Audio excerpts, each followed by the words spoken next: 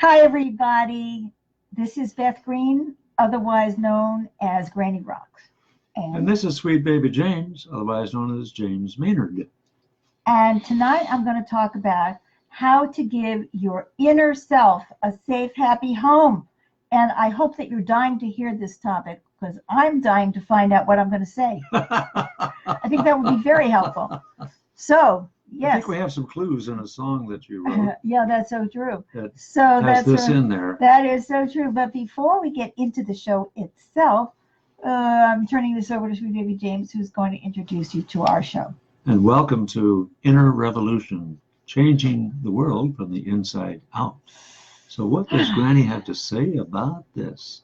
Well, she shares her wit and her wisdom and her uncommon sense every Monday and Wednesday at 6:30 p.m. Pacific. So without further ado, take it away, Granny. Hi there again. Well, I was thinking, how was I going to talk about this? In what title was I going to give this? And I was going to say, oh, and Todd said, hi there, Beth and James. It was so good to see you, Todd.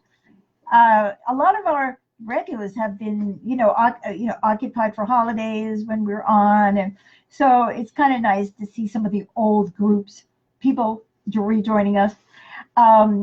Oh, Debbie is another one, oldie good goodie. She said hi to James and Beth. Did you notice she said hi, James and Beth, not word. Beth and James? Yeah. Okay. So anyway, guys, so I thought, I'm going to put out a title that says, how to make your home safe. And I'm imagining immediately everybody thinks, this is about having whether you should have 6 shotguns in the house or bars on the windows or neighborhood watch. No, right now, I am not. Oh, and Elizabeth said hello and sent us a heart. Yes. So that is not what I'm talking about. Now, I'm not saying those things. You might have a gate. You may lock your doors. You know what I mean? Some neighborhoods are safer than others. You may fit in better in some places than in others, which make you safe on an external level. But I am talking about inside, what makes your home safe and happy.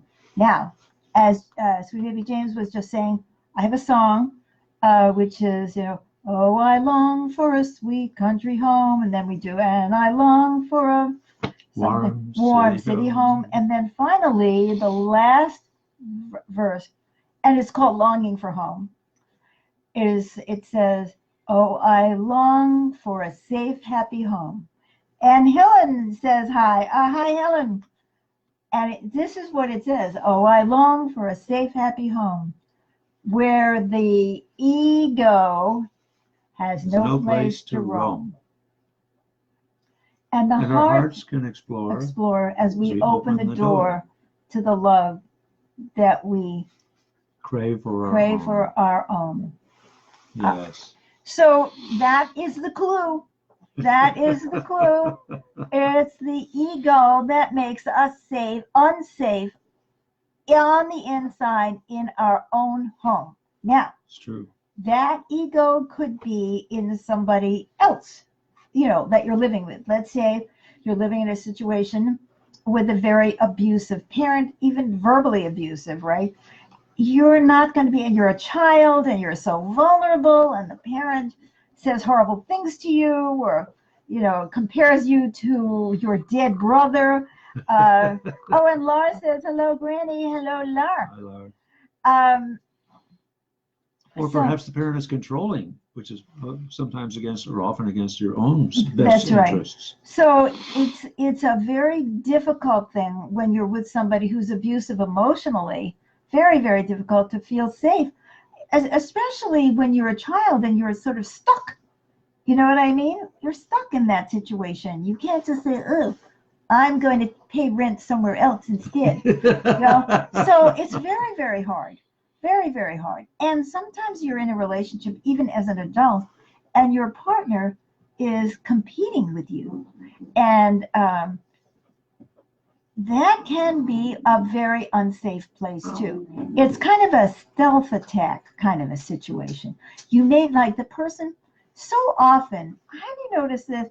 People smile, and they look so kind, and they they're nice to you. They're doing everything by the book, right? But inside they're seething, they're jealous, they're angry, and it comes in and it hits you right in the gut. And you don't, you may not even know that what's hit you, but you will feel that energy. You will feel the energy of someone who is putting out anger, jealousy, competition, awful, awful, awful. Even an intimate relationship partner. Even. That, in fact, probably the most likely is in an intimate relationship partner, because that poor other person is feeling bad about themselves, and they don't know what to do with those bad feelings, so they turn them against you, and you're at fault because you're making them feel bad, right? Yeah, this can happen. Just by comparison. Just by comparison. Just by comparison. So that does not make for a safe, happy home. So you may not be safe in your home, and you may not even realize what the problem is.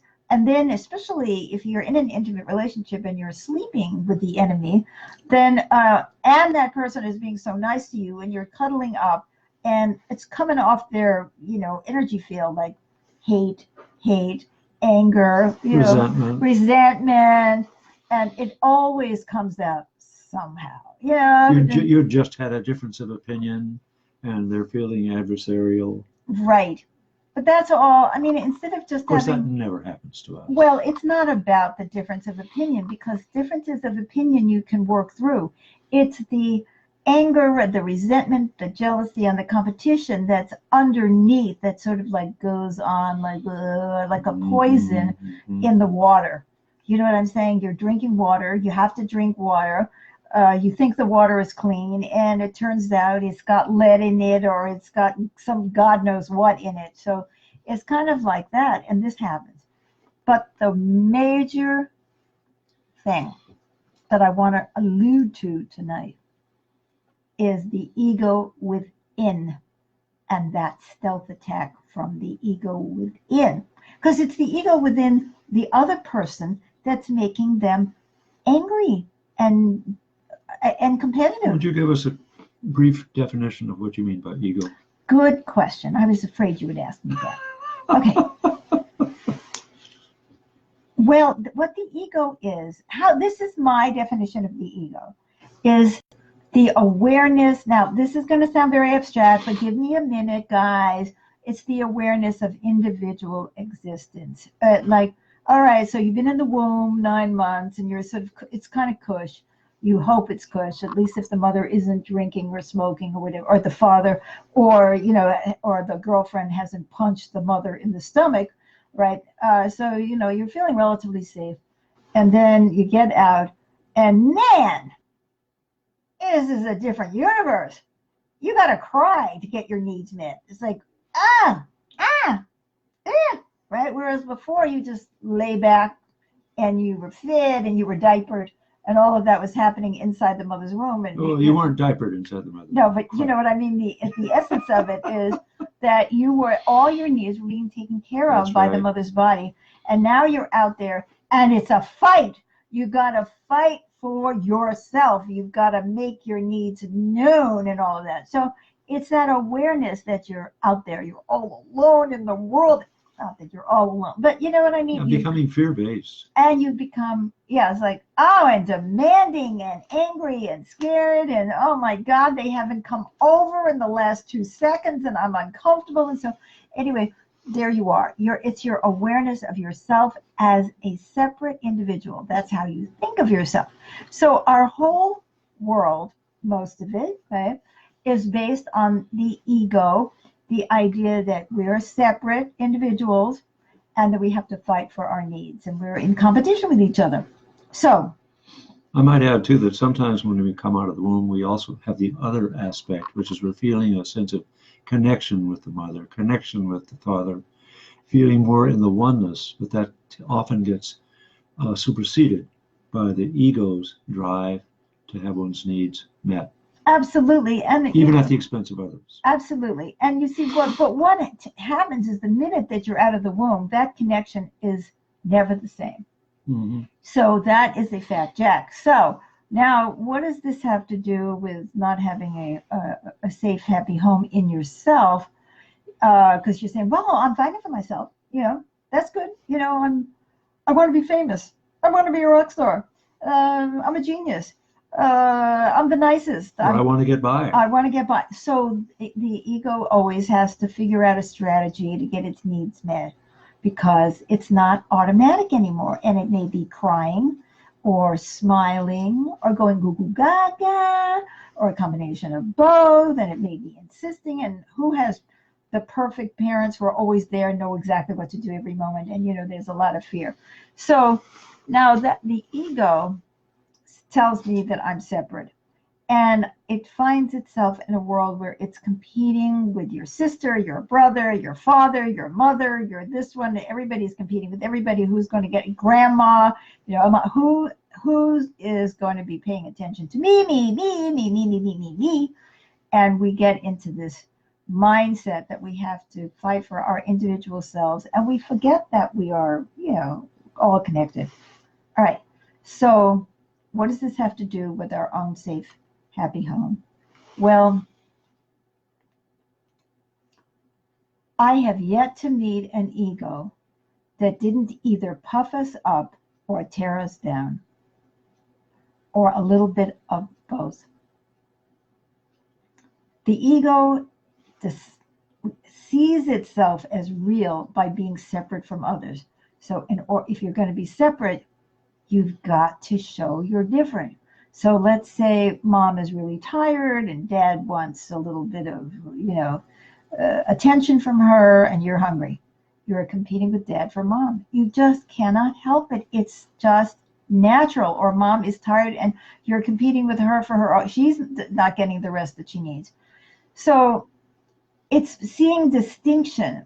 That's how the ego goes about the world. It sees, I'm different from you, you're different from him, this is different, red is different from black, Jesus is different from Buddha, or you know what I mean? And my religion's better than yours, and my group is better, and my group is, we're the chosen people, or we are, the what, we are the our team versus your team. It's just the way our society is organized. So we start out with this ego thing that we're feeling because we feel alone and we have to struggle and we need to get our needs met.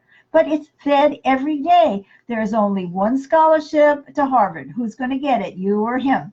So, okay. And so we're always trying to prove something about ourselves in order to get those needs met, right? Oh, I'm smarter than everybody else in the school, or I'm more needing than everybody else in the school, or my father has more pull than everybody else in the school, or whatever. Todd said, boy, isn't that the truth? The ego either puffs us up or tears us down.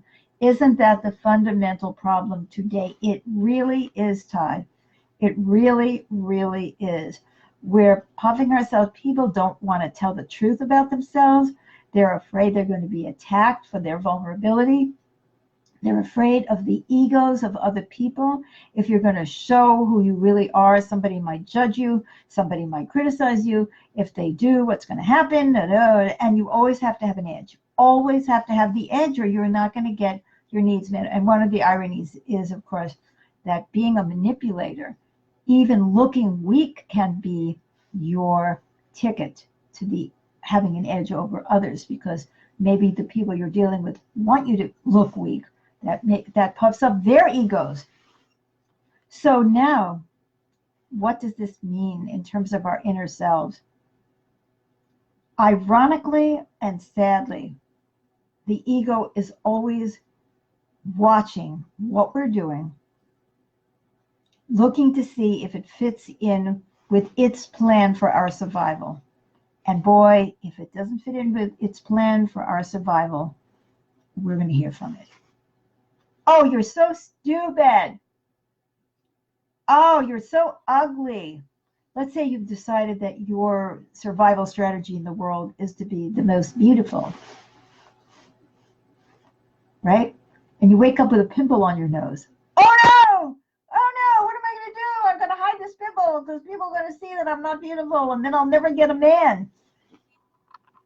Or if you have to be the smartest, and you really aren't, or you have problems and yet you want everybody to think you're the smartest because that makes you big, that makes you great, that makes you strong. Everybody's going to look up to you. Yes, yes. And then they discover that actually you're pretty average, or you're not so smart, or you're becoming, having, cognitive decline. You're going to get scared. Oh no, they're going to find out. They're going to find out. They're going to find out.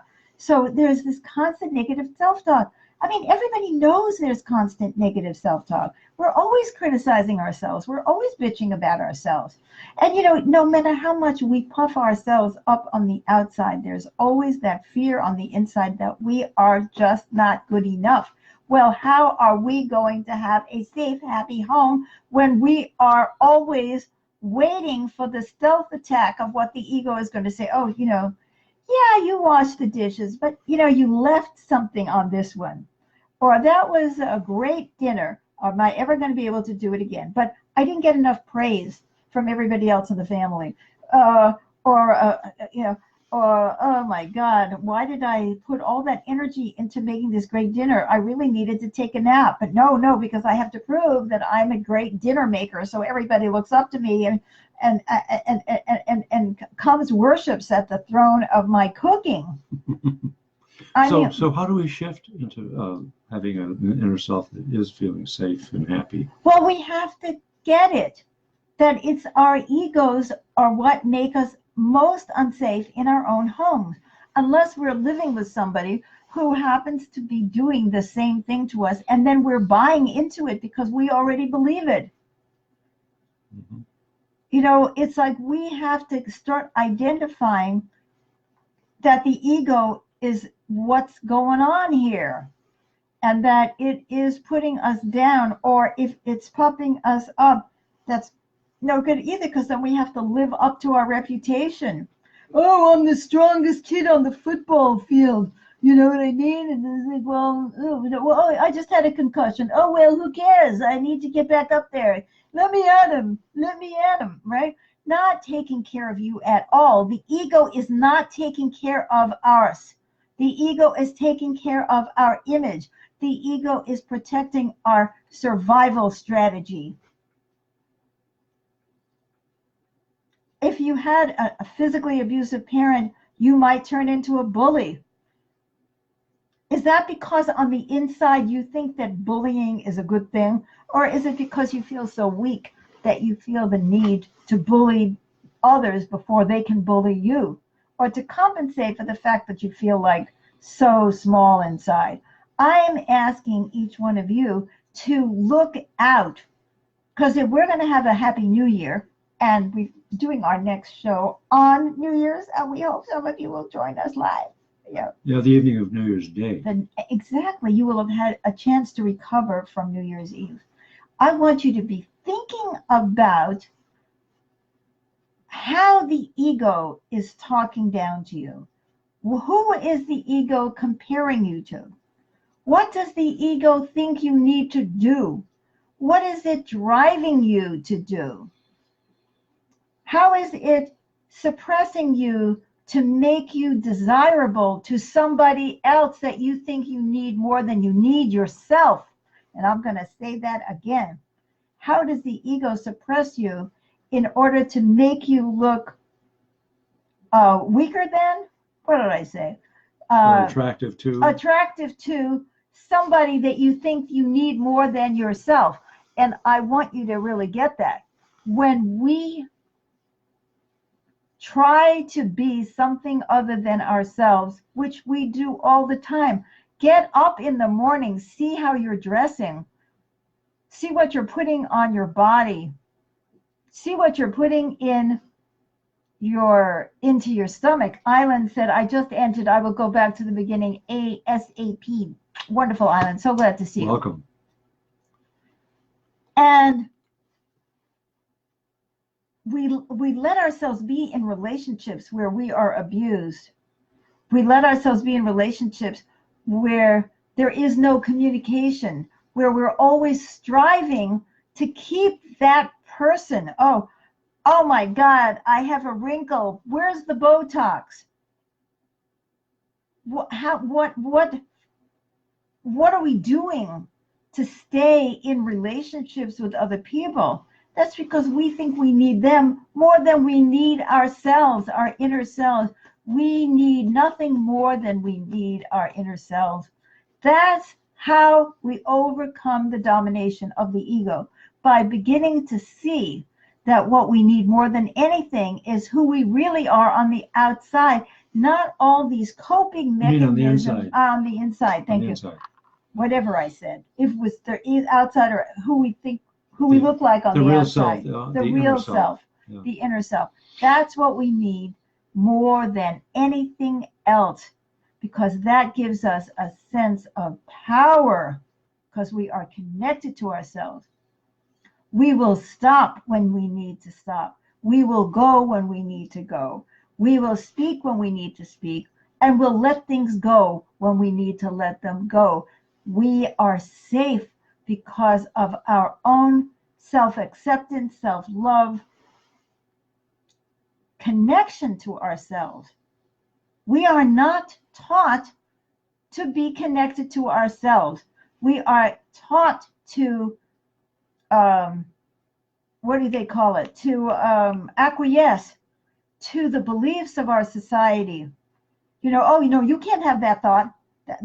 Our church doesn't believe that. Our religion doesn't believe that. Our group doesn't believe that. Our society doesn't believe it. You can't have that thought, because then you're going to be unpopular, or you're going to be on the outs, or whatever it is. And obviously you need to fit in, you need to excel, you need to excel. You either have to get small so you can fit in, or you can get big so you can excel and you can impress everybody.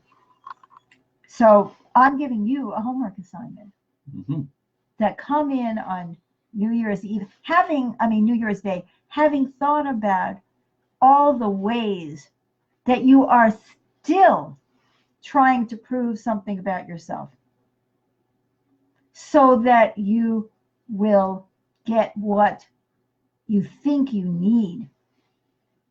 And I can have compassion for that, because it is so scary out there in the world. But having a little faith and having the value of seeing yourself as worth taking care of. Shut up that voice. Watch it. See it when it's putting you down or puffing you up, and say, I get it. I know who you are. You're the ego. What do I really, really need here? What do I really, really want? Who am I really? And we are going to discover more about that in the coming year. So this is our last show of 2019. And we are like ecstatic of the growth of this program, and how much love we are getting, and how much love we are able to give to others. And take care of yourself on New Year's Eve. Maybe your body doesn't need to eat or drink all that stuff. Maybe you don't need to go to that party. Maybe you don't need to stay up. Maybe you need to be calm, to listen to some music, to eat the right things. Yes, Jim? By the way, Todd has written down the assignment, and perhaps you'd like to read it out to people? He said, what are the ways we are still trying to prove ourselves? Where is the ego puffing us up or putting us down? Yes, yes. And he said, hope that's correct. If not, let me know and I will fix it. You are right on the money. So let's do this thing together. Remember, the more you have been put down in your life, the more you're going to be struggling with self-hatred and trying to prove yourself. And the more fearful you were of your parents, the more strategies you've developed in order to be in the world and think that you can be safe. There's a lot to this. I better shut up now. We love you. So we'll see you, we hope, on Wednesday. Yeah. Right? I'm looking forward to it. All right. Me too. Yeah. Bye-bye. Yeah, bye-bye for now. Thank you all for participating. And